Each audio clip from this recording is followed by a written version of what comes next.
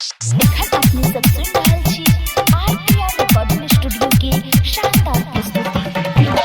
DJ Om Prakash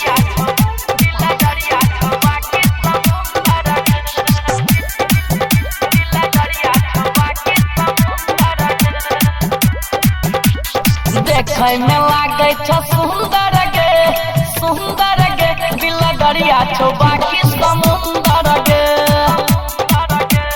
देखै में लागे छ सुंदर गे दिल दरिया छौ बाकी समुंदर गे। रोज रोज खाय छ चकुंदर गे रोज रोज खाय छ चकुंदर गे दिल दरिया छौ बाकी समुंदर गे।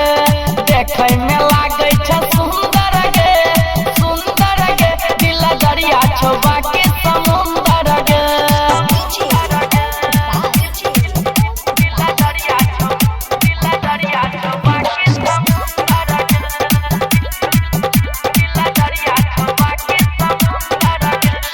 मिलेला तोरा से लाइन रहे लागल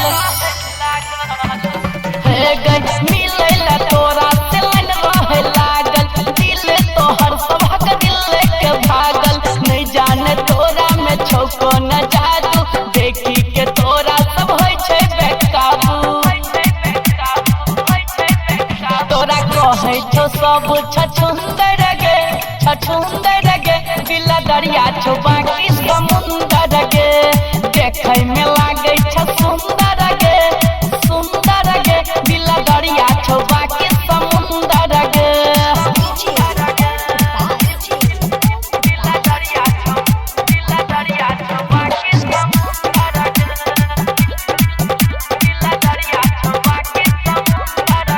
सब छौरा कहै छौ तोरा बाबू सोना गे।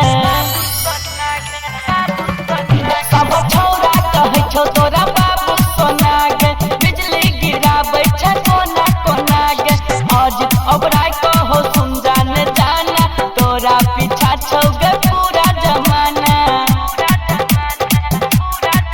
मेकअप कइर के लागे छ बंदर गे दिल दरिया छौ बाकी समुंदर गे।